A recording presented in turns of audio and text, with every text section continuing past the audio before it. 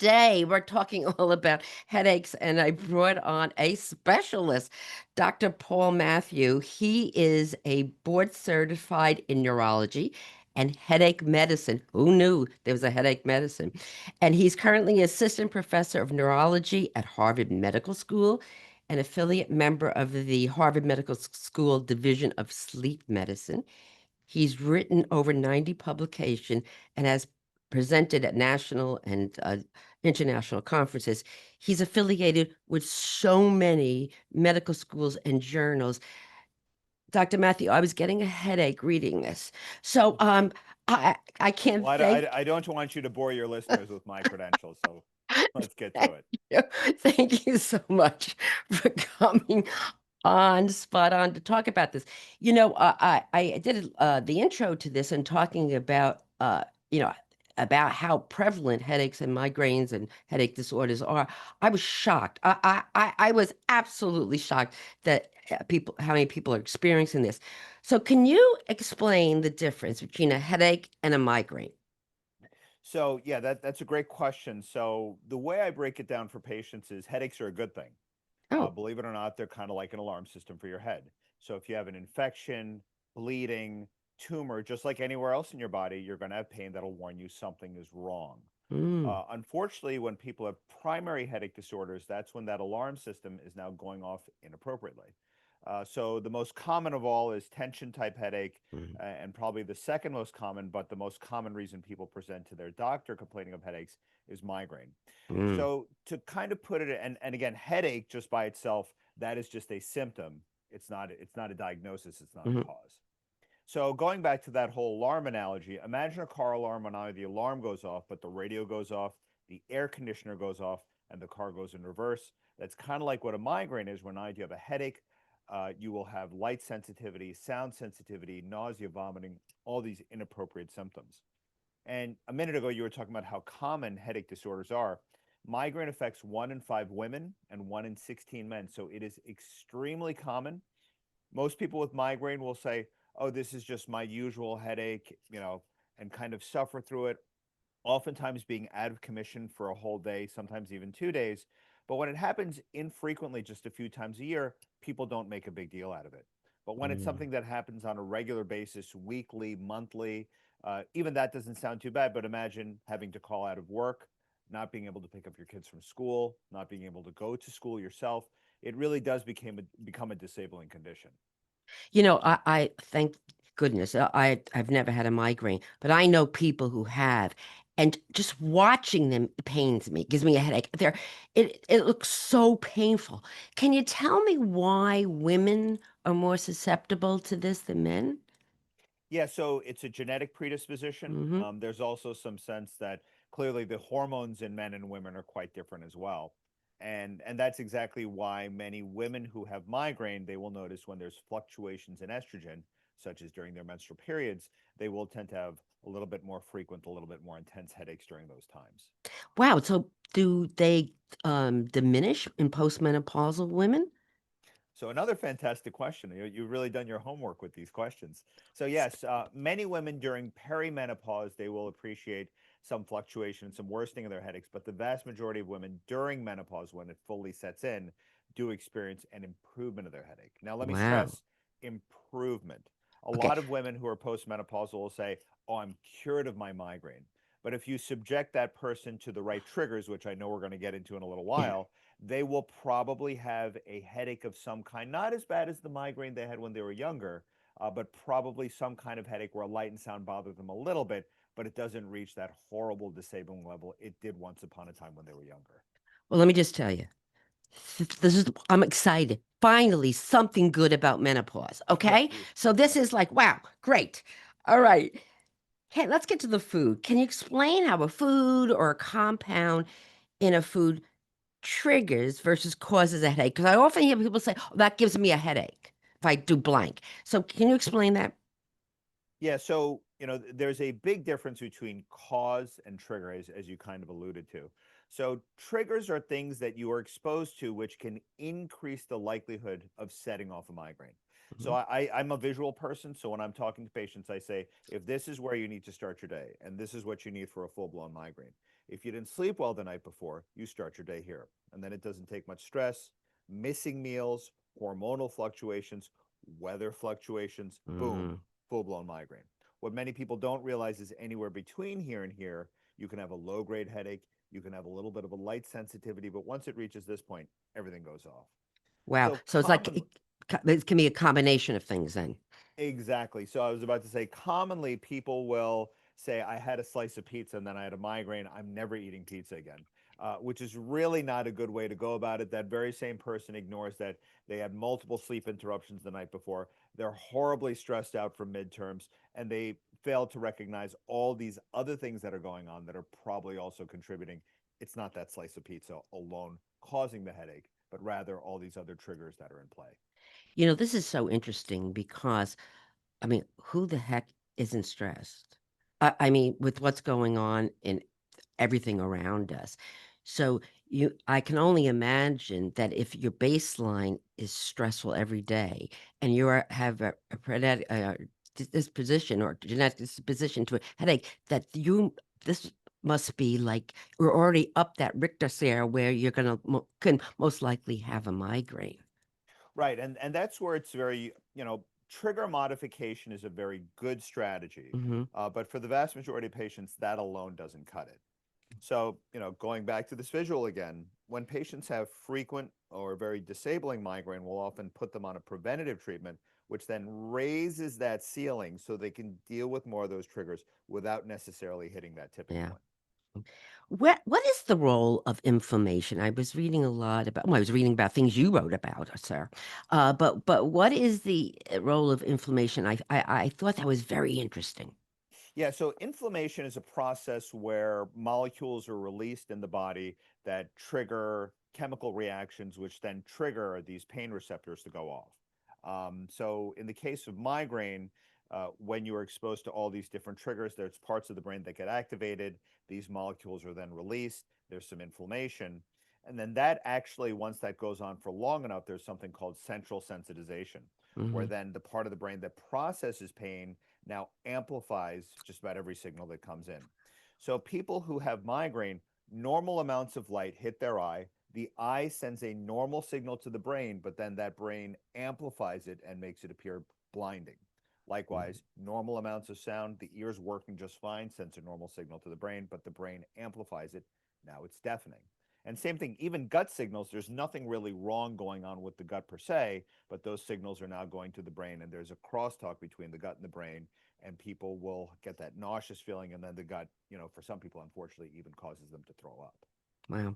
All right. So there are some things that I've read about that can trigger headache or a migraine. Let's get to the one first. This is the one you wrote about, which I love reading. And by the way, we're going to put a copy of this article that Dr. Matthews wrote about. It's about alcohol, and I'm Italian, so please, red wine, help me. Yeah. So, it's kind of different strokes for different folks. So I do tell patients, that there's no universal food trigger. And the general advice I give people is that if you suspect that a certain food or beverage triggers migraine, wait for a day where you're under not much stress, you slept well the night before, the weather is pretty stable, and then you go specifically seek out that particular food or drink. And if you notice it didn't really trigger much of anything, that should tell you, that that's not a very big trigger for you. Yeah. Now, with alcohol, as you alluded to in that article, again, different strokes for different folks. Wine and beer, in my experience, tends to be a little bit more of a trigger for a lot of people. And the problem with wine and beer is it's very difficult to go to a restaurant or go to a reception and say, I want this Merlot from this vineyard. You just don't have that flexibility. And so a lot of the time, headaches that are associated with wine, a lot of the time it's due to the quality. And Mm. even if it's really top shelf quality, quantity obviously can play a role as well. So, having a glass of wine versus drinking a whole box of wine. Hopefully, your wine is not coming in a box, but that does happen from time to time. That can really play a big role. And Okay. so, Well, uh, the very uh, practical advice I give patients is, as I said, it's difficult to specify a particular wine or a particular beer. However, spirits you can name by brand, right. and brands do make a big difference.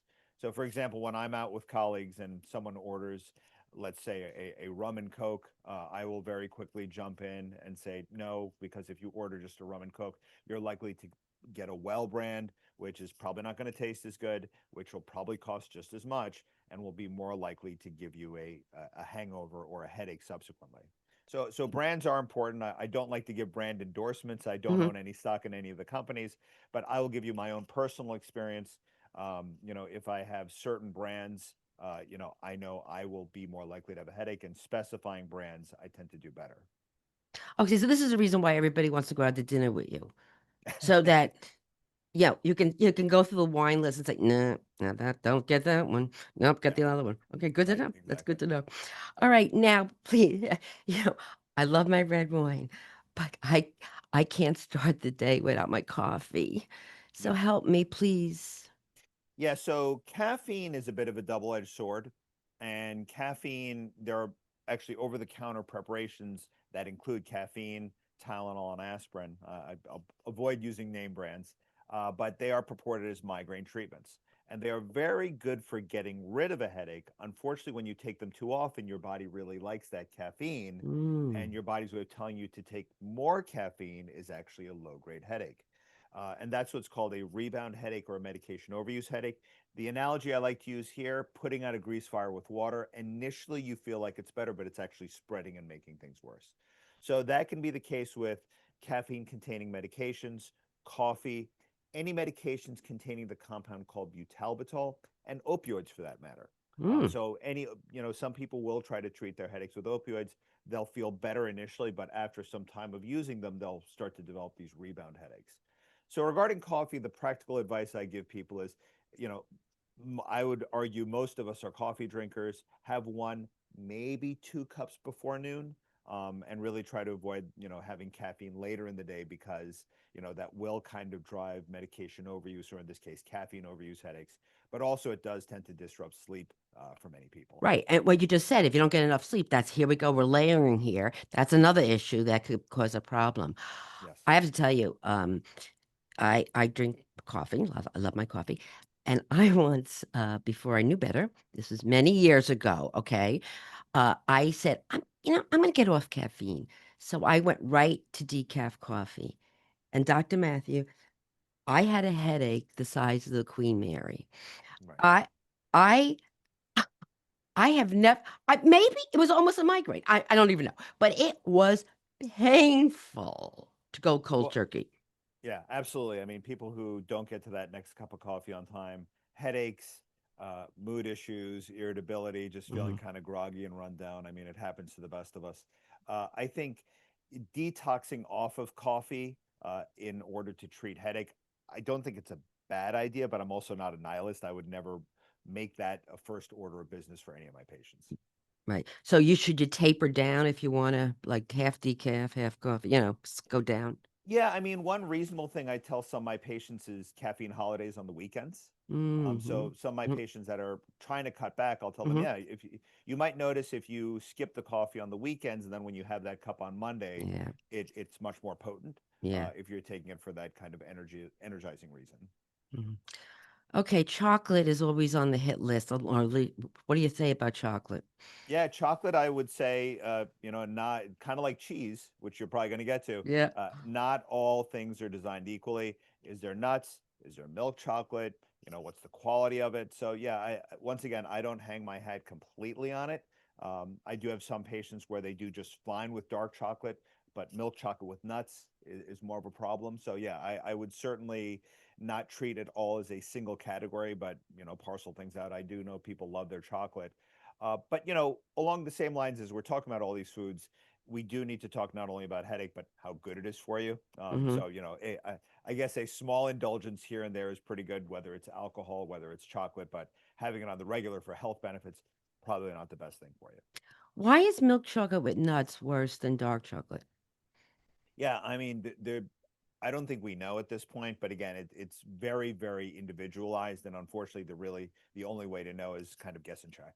Yeah, I would imagine though. I mean, I can see coffee. I'm trying to talk about myself here. I can see coffee. You drink a lot of it, but chocolate. I mean, you have one good piece and move on. So I can't imagine like one good piece is gonna really cripple you. Right. No, I agree completely, and that's why in I know you're going to get to elimination diets as well, but my sense is it's just unnecessary torture when there's Sure. other things to do. Yeah, we got enough torture in our life. Right. What milk and cheese? Okay, tell me about you. You alluded to that. So tell me what the issues with that. Yeah. So aged cheeses statistically tend to be a little bit more prone towards triggering headache.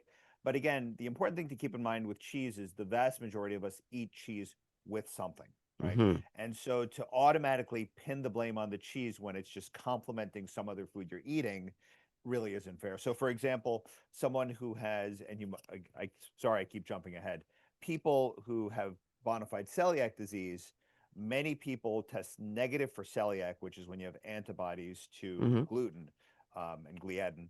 And so people who don't have bona fide celiac disease, many people are still gluten sensitive.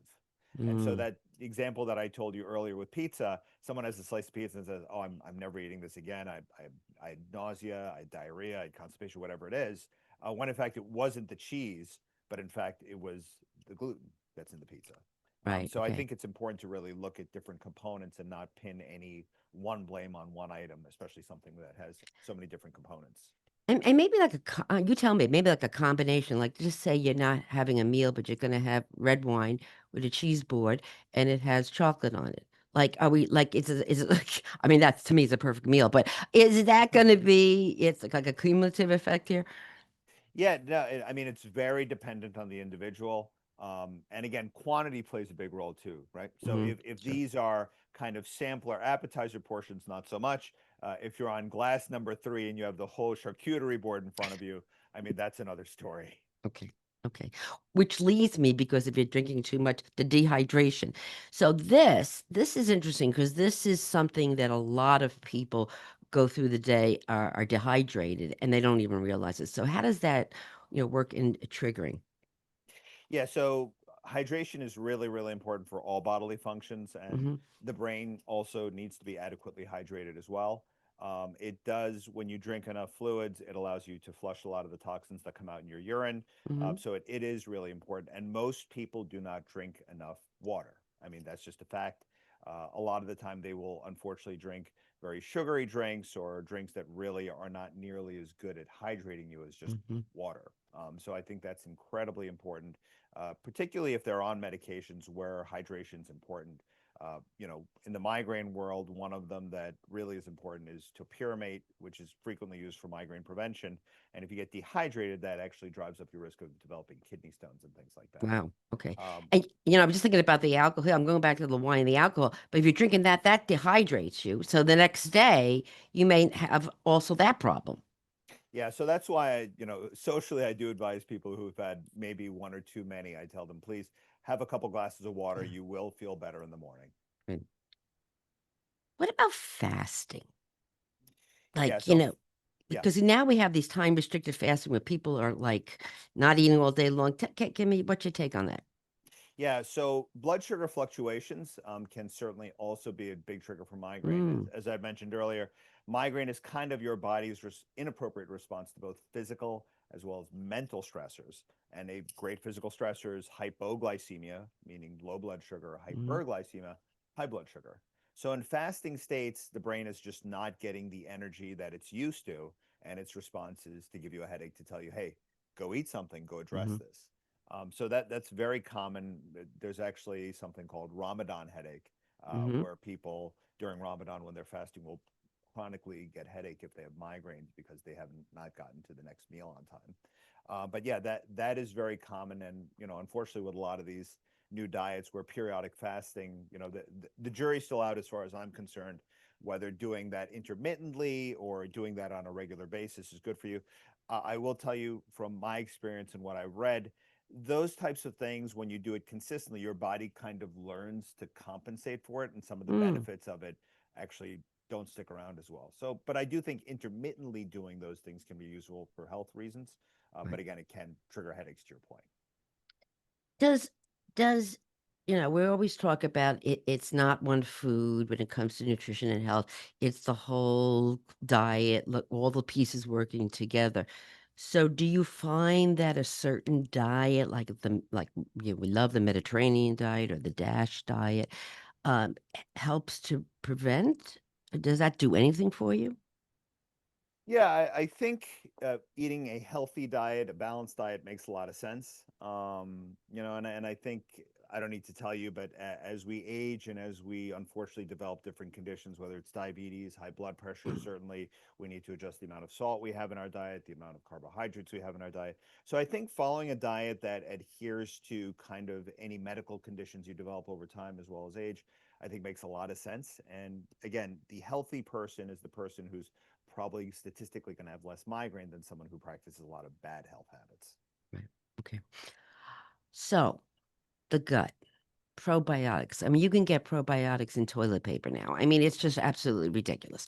Yeah. But it can work. Certain strands can work for certain issues. What about you alluded to before in the beginning of this about the gut and everything. So what do you think is what's any connection there?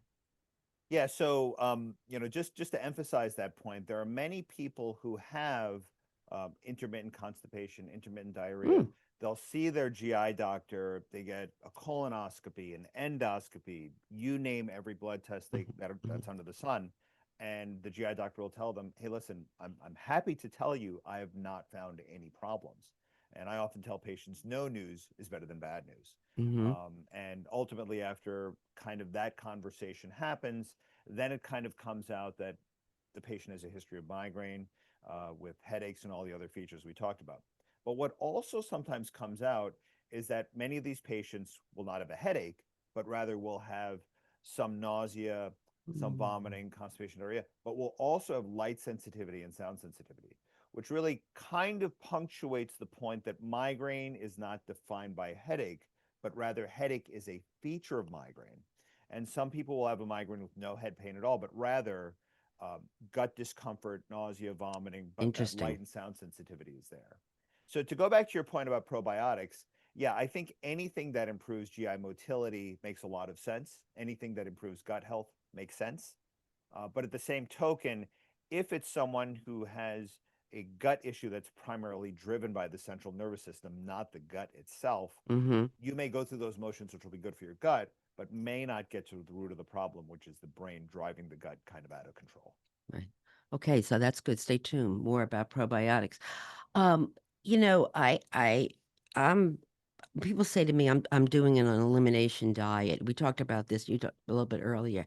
I always get nervous because all of a sudden, they go to their doctor, Dr. Google, and they read about things that trigger foods, and then they start taking all this food out of your diet, which can really make it a very unhealthy diet. And we just said a poor diet may, cause or not cause, contribute to it.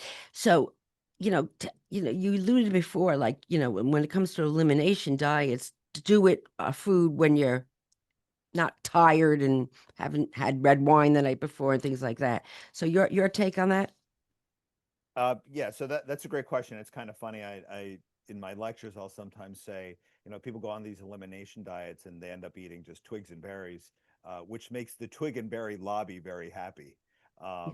But yeah, so patients who are so the way I would address this is patients who have not just migraine but a lot of GI complaints. Mm-hmm. I sometimes will say, you know what, even though you tested negative for celiac disease, you still have all these symptoms. It might be reasonable to cut out gluten just to see.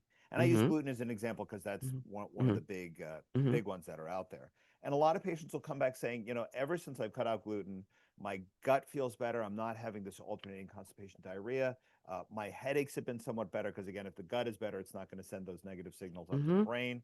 And again, with situations like that, I tell them that's fine. If you want to do this elimination of gluten or whatever it is, just do that. Don't cut out anything else. Right. And also don't start any new I'm not going to start any new medications. You shouldn't start any new treatments just because when you do something like that, you really want to have a good sense of what's helping, what's hurting. This shotgun approach of I'm going to take this supplement, I'm going to eliminate this food, I'm going to start this new medication all at once, you have no idea what's helping, what's hurting, and it just leaves you with question marks at the end. I would imagine, so that you don't get confused and overwhelmed. This doesn't become a part-time job, hunting for foods, that you should be working with a registered dietitian nutritionist that specializes in this area to help you guide you about how to look at the foods that may be causing problems, how to take them out, how to put them back in. So, and make sure your diet is still healthy. So, do you work with registered dietitians in your practice?